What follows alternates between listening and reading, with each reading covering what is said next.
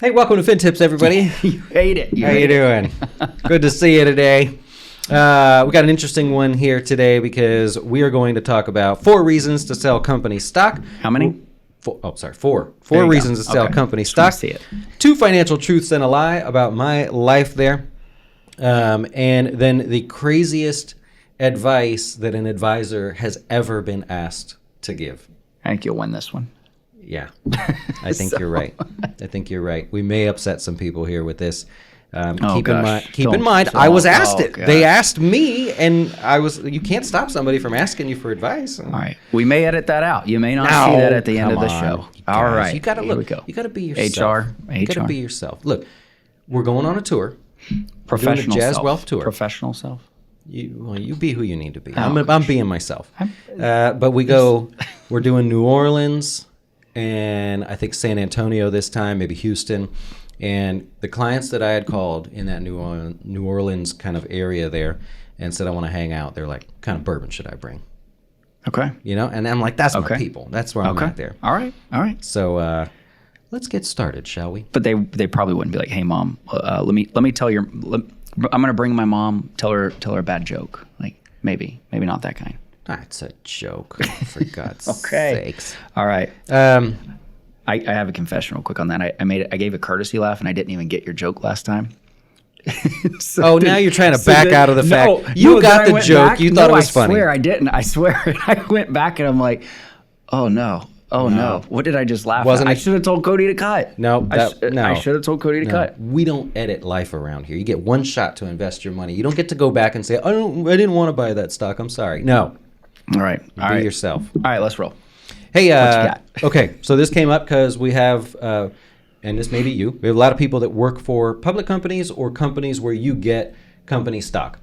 Mm-hmm. And this one's touchy for me because I'm surprisingly a little bit more risk averse in this case. Like, I'm happy to take certain risks, but if I worked for a company that had my paycheck and they were giving me company stock or somehow RSUs, whatever came to be, I think I'd be a little nervous about that. Yeah. So I had a client that worked for the Red Hat merger and everything, Intel, Intuit. Got clients that work for public companies, and we want to give you a few reasons why you might want to sell that company's stock. Eric, take it away. All righty. I think the first one is just the basics of having too much of one stock position and the risks there. I see too many people who are risk averse in one sense, but they're so comfortable holding all of their stock in one company. Locally, Publix, I love Publix, and Publix has done very well. But there's still a point, it's like, now it's not publicly traded even, which is nice because of certain things. And Largest company in Florida, by the way. Yeah, so they're a big company. But if you're risk averse and you still look at everything and say, well, they've done really well, I want to keep it all there, it's kind of, there's this fine line. Textbook answer is 10% in any one company.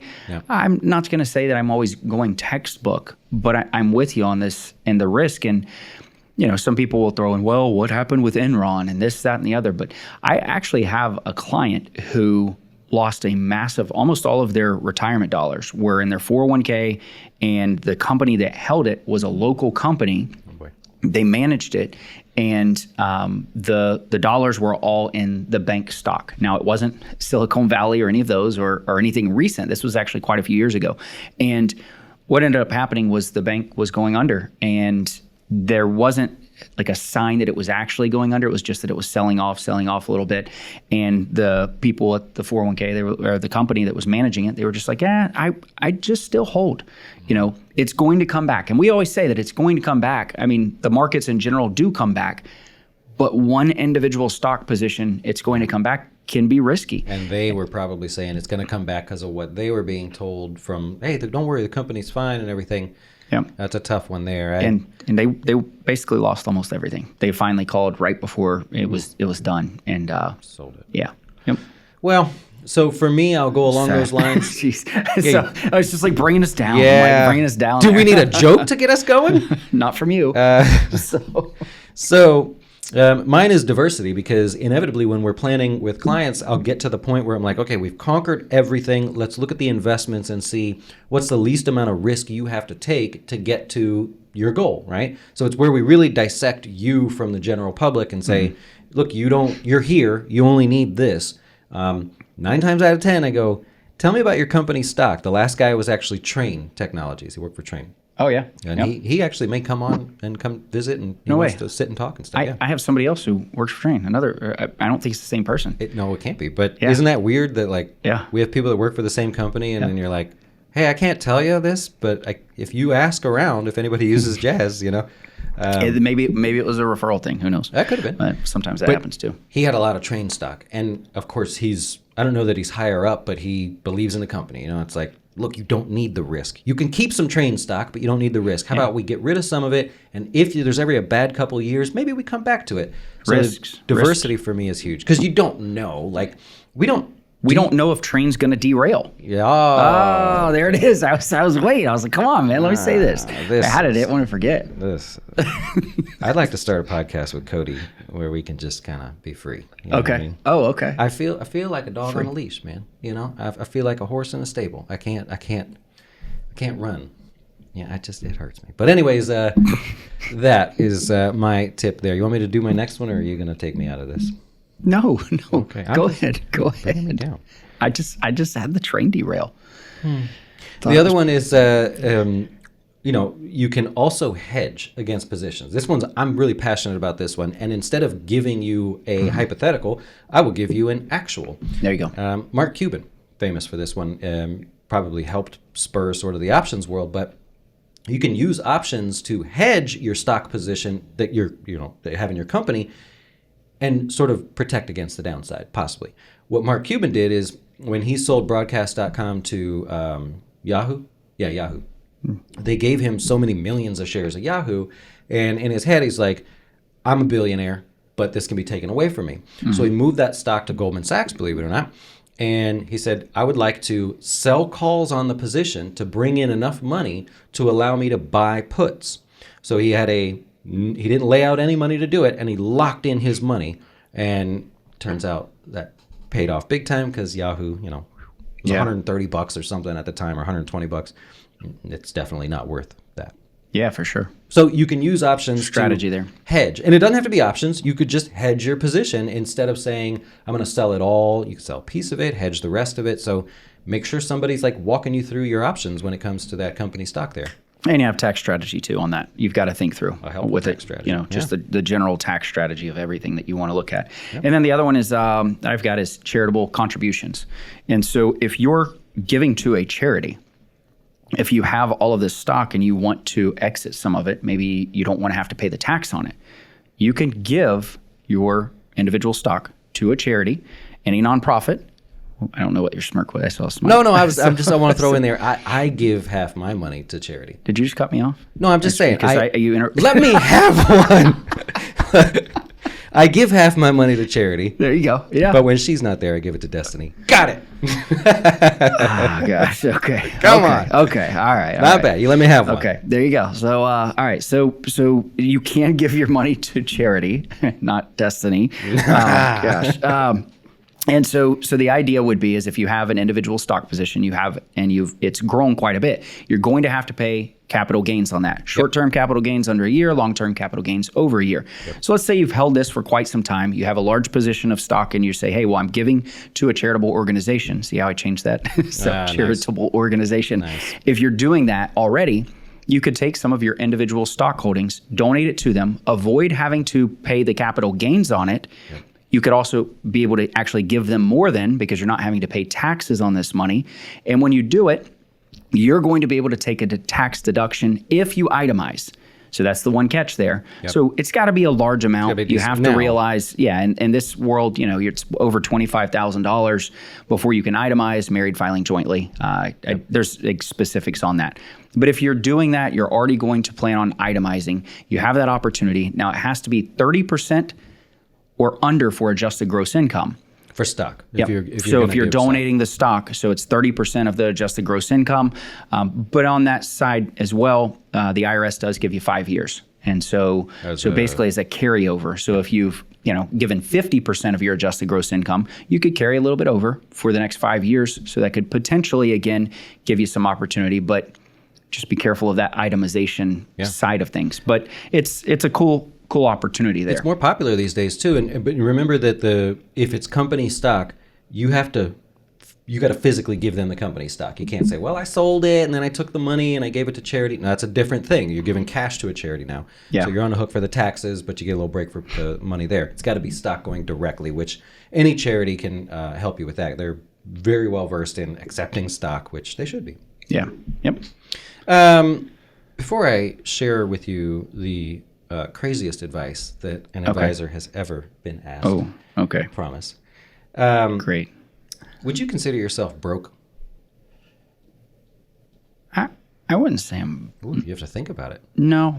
I mean, I feel like, I don't want to be like, hey, look at me, like I'm okay. But no, I wouldn't consider myself broke. But I wouldn't either. I've seen your account.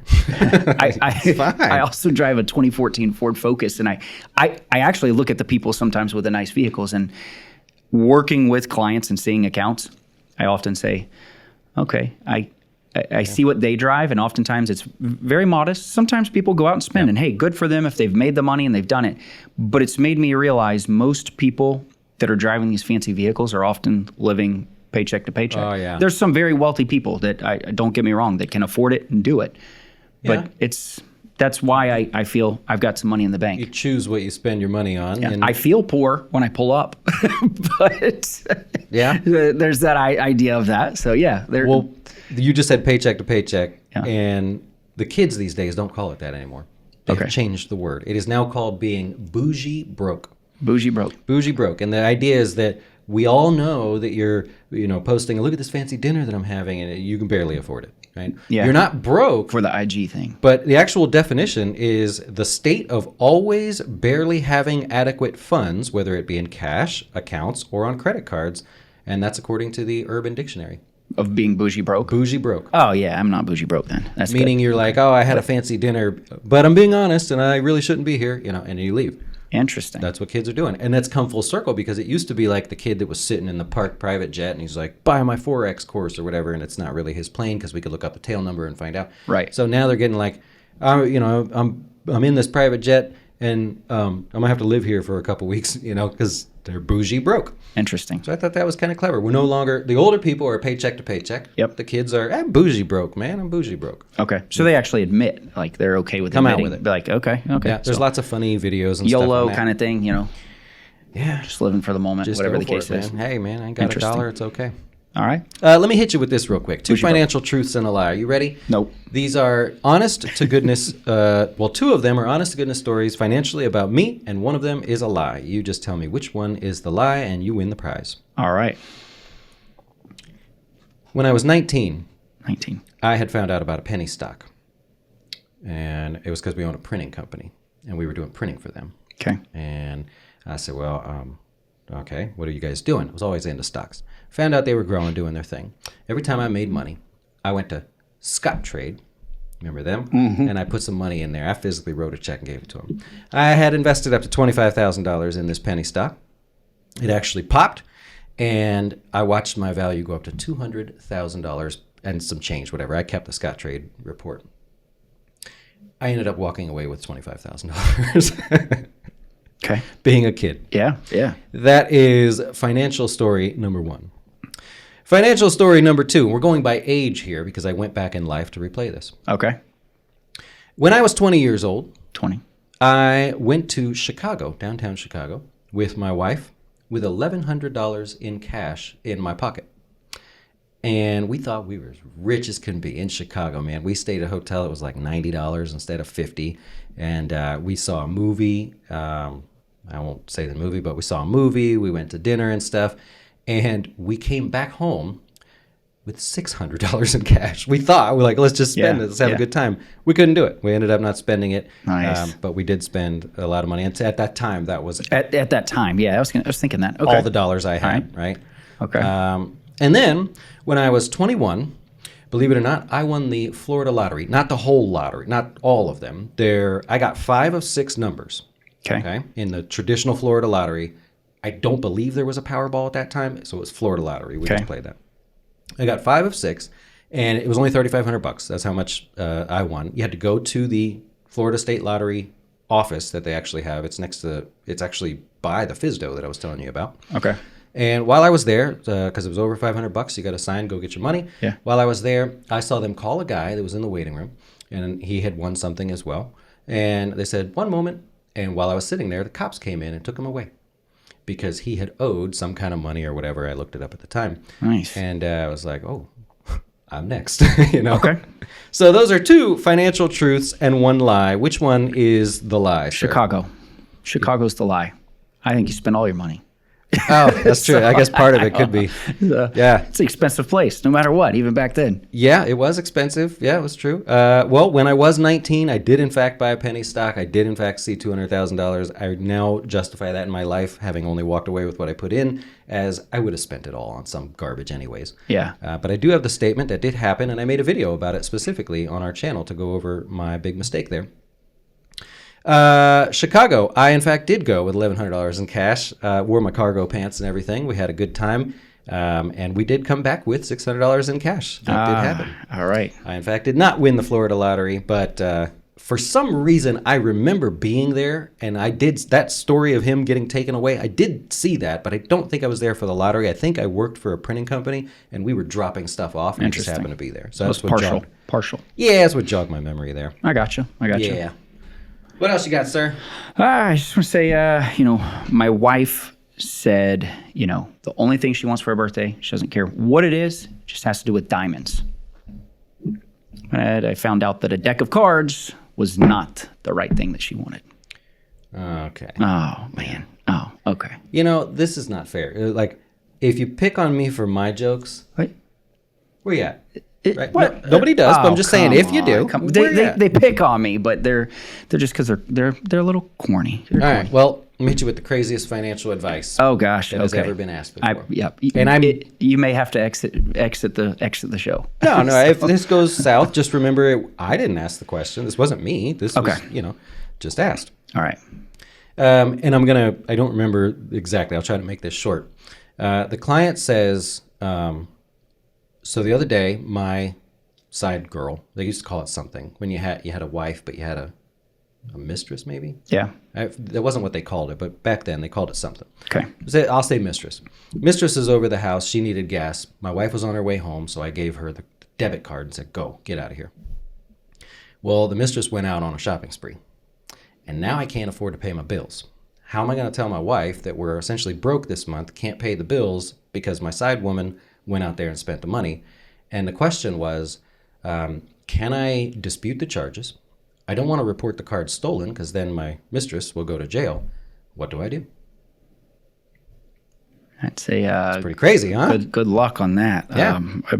What's the advice? Pretend I just told you that. What would you say to put you on the spot? Oh, that's a tough one. First of all, I knew about the side woman. Okay. Yeah, it's tough because in one sense, our job as a financial advisor is to guide them financially. He's asking about money. There are times where, we end up being, I don't know, I've been on calls where it's been a bit awkward with, husband and wife on different pages at times. And, you try to help almost counsel through. In this situation, this is only husband. I guess let me ask you this. Was wife also a client? Wife was also a client. Oh, yeah, this gets tough. Yeah. Now, I don't know if wife was a client where I spoke with her often. It was one of those where like the husband took care of it. Well, I mean, I personally, I tell him to dispute the charges. I mean, I'm looking after him and the wife because say, "Hey, I'm sorry, but she did more than she was supposed to. She basically stole. I mean, she was stealing." So think about the process there, though. If he reports it stolen or disputes the charges, he's busted. They end up in some court. You know what I mean? Yep. Now he's got to go against the girl, and she's like, "He gave me the card. What do you want me to say?" Yeah. Wife's like, "What do you mean he gave you the card?" And this breaks down into Judge Jerry on TV. Yeah, it's true. So true. Wow. Yeah, that's a predicament to be in, but it just goes to show like one lie is going to lead into another, another. No matter what way he handles that situation. Yep. Anything in life, it's just going to snowball. Yeah. Your little white lie is now going to be like this massive compiling lie. I'm watching Blacklist, and I feel like Like we're way behind in time, I guess, on this because it came out in I think like 2013. But we're watching a little bit of Blacklist, and I feel like it's like one of those because they're starting to get into the interesting part. And if you haven't watched Blacklist, sorry for the spoiler here. Then it just gets out of control. I haven't went very far, so don't blow it for me in the comments. But she just realized that Reddington was truly telling her the truth about her husband, Tom. Yeah. And so he's got this little lie. And then he goes and does something else and has to build a bigger lie and a bigger lie and a bigger lie. And it's like, that's where I feel like that whole situation is right now. So to go back a second, you think that having a mistress is a little white lie. You just said it. I did not, and I am not saying that it's a little white lie. Well, it's this one lie. It's this one little thing in life that you've done that's wrong. I mean, anybody can say they've done some things that are wrong. Yeah. Personally, we've all messed up at some point. Well, that's a big one, and I don't know what happened, but my answer was... I think it's confession time. I think he's got to just go to the wife. I'd be like, dude, I'm sorry, but you're stuck. Like, you just need to go tell your wife you messed up. I said, dude, mistress money is always cash. And then I said, leave me out of this. Yeah. Leave me out of it. I don't know what to tell you because I don't know these two people. I don't know. I know some people, they've been through that kind of stuff, and some people, it's complete departure every time, divorce. Other people, it seems to work out. And there's always little hiccups though. After that we've kind of talked with different couples and helped couples and like kind of went through that with them. Honestly, I'm like sick to my stomach telling you that. Like, so just to maybe gain a few points back from people that, don't like my jokes.